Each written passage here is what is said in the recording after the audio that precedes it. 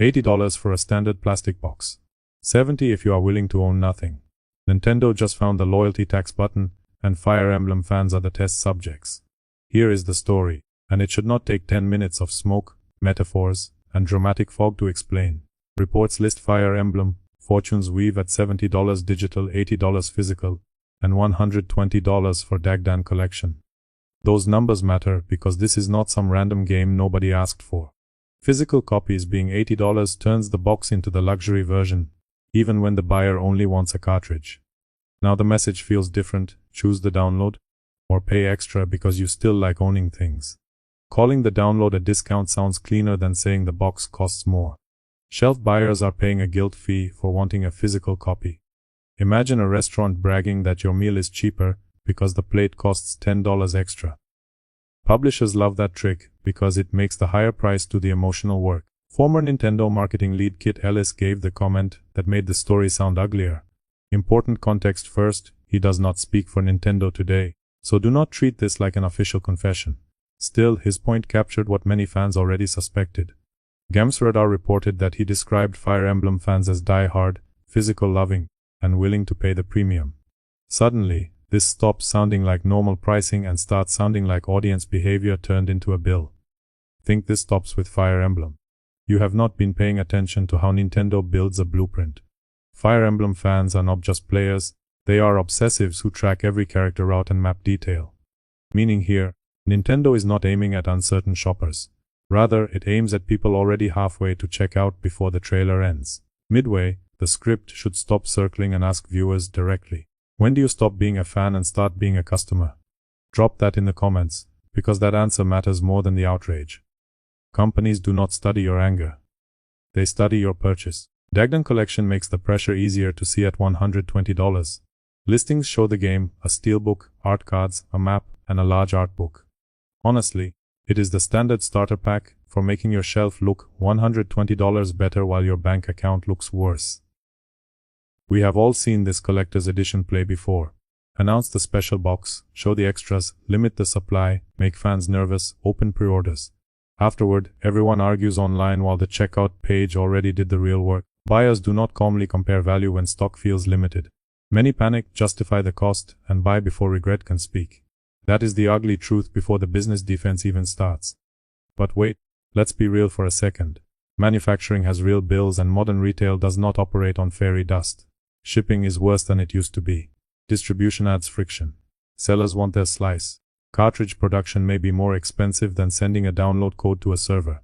Budgets also keep rising because players demand bigger worlds, cleaner animation, sharper music, and longer support. Retailers need shelf space, stock handling, and margins, so the physical copy has costs the download avoids. Nobody serious should pretend every extra dollar is pulled from thin air by a villain in a boardroom. Historically, vouchers made expensive first-party games feel less brutal. Digital vouchers, when available, gave Switch fans a way to buy 2 eligible games for a lower average price. Vouchers once made the $70 era feel slightly easier to swallow. Yet if premium pricing keeps rising, fans will ask whether vouchers still protect value or hide the increase behind a nicer package. Maybe vouchers continue to help, depending on eligibility and savings. However, the emotional question remains simple: is Nintendo giving fans a real break, or building a more polite path to higher prices? Customers are not required to applaud the final price, especially when the public explanation feels like a frame game instead of a straight answer. A clean pricing breakdown should say this plainly. State the physical cost plainly. Where collector demand supports a higher price, admit that market reality. Whenever Nintendo wants digital to become the easier default, people deserve to notice. Avoiding that plain wording is why the story feels sleazy. Some players say $80 physical games are becoming normal on Switch too. Others say $70 digital is not a discount if Nintendo simply moved the comparison point upward. Defenders mention inflation, shipping, retail cuts, cartridge costs, and larger development budgets. Critics say companies always find noble excuses right before customers pay more. Both sides can be partly right. Regardless, buyers are allowed to hate the bill. Honest criticism gets stronger when it does not pretend every company expense is fake. This story is bigger than Fire Emblem. Once Nintendo can do this here, fans will ask what happens next to Xenoblade, Zelda, Mario, Pokémon, Metroid, and every premium franchise. Repeated pricing becomes the new floor. First, it is a fluke. Soon it becomes a trend. Finally, it is just the way things are. Prices rarely change through one huge speech. Studios test what fans tolerate, then keep what fans fund. Mario Kart World already made the $80 conversation loud. Switch 2 makes the issue feel bigger because this could shape the next 7 years of Nintendo gaming. If this pricing sticks, it is not just a Fire Emblem problem, it is a blueprint for every Zelda and Mario game we will buy for the next 7 years. Early console generations teach customers what normal will mean. Therefore, this feels urgent instead of petty. Because once fans reward it, Nintendo does not remember the complaint. Money replaces the complaint. Notice how quickly the argument shifts from value to obedience. Funny enough, the entire debate exposes the real product, not just a tactical RPG, but fan tolerance. Worse, loyal buyers get asked to prove devotion with cash before reviews even land.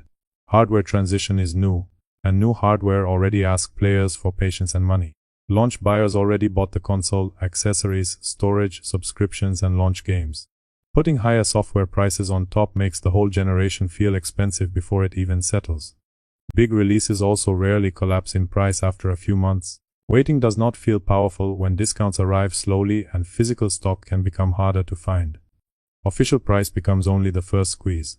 After stock gets thin, the second squeeze comes from the resale market. Shoppers see that future before it arrives, which is why they act fast. Meanwhile, Nintendo benefits from that fear even if it never says the word scarcity. Viewers click this story because the emotion is simple. No legal maze is needed. Zero culture fog is needed. Beloved Nintendo just placed a higher price on the version many loyal fans prefer.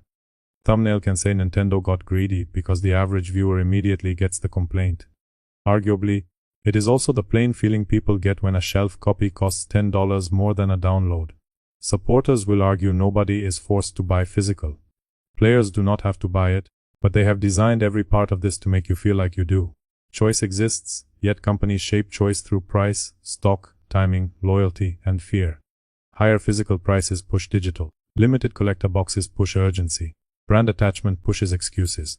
Old habits push early purchases. Since all those forces hit one audience, calling it pure free choice feels too clean. Individual players can still say no, but Nintendo is pressing every useful button.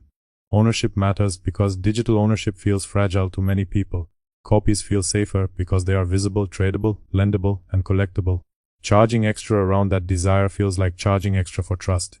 Again, maybe physical production really costs more. Then explain it plainly. Do not dress the increase as a friendly discount. Clear explanation would reduce anger. Soft marketing language makes customers feel talked down to. Fortune's weave may still be excellent. Nothing about this pricing debate proves the game is bad.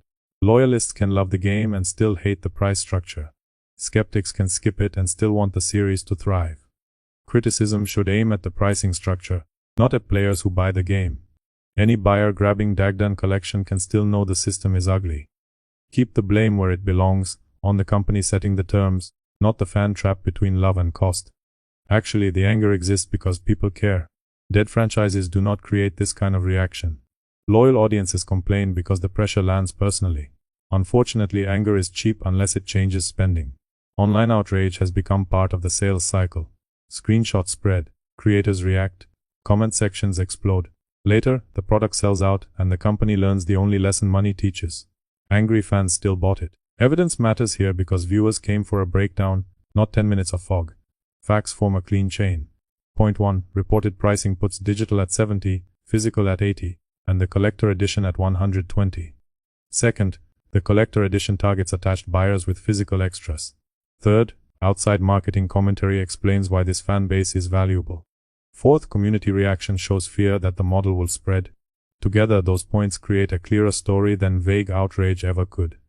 Essentially, Nintendo found the overlap between loyalty, ownership, and collector fear. Directly, it priced into that overlap. Conceivably, the company can justify it. Possibly, production costs are real. Granted, the game may deserve real attention. Nonetheless, customers are still allowed to call the move ugly. Remember, this is how price walls become normal in gaming, not through one evil press release, but through one loyal audience paying first, another loyal audience paying next, and every annoyed customer learning the new number after the old number quietly disappears from memory for good this entire generation. Final question is simple. Are Fire Emblem fans angry enough to skip it? Commenters can say $80 is too much. Suppose the physical copy sells out and Dagdan collection disappears fast, Nintendo gets its answer. Cash is louder than comment sections. Pre-orders speak louder than principles. Price already looks bad, wait until you see what Nintendo is doing to digital storefronts. The ability to even re-download what you bought may be the next thing on the chopping block.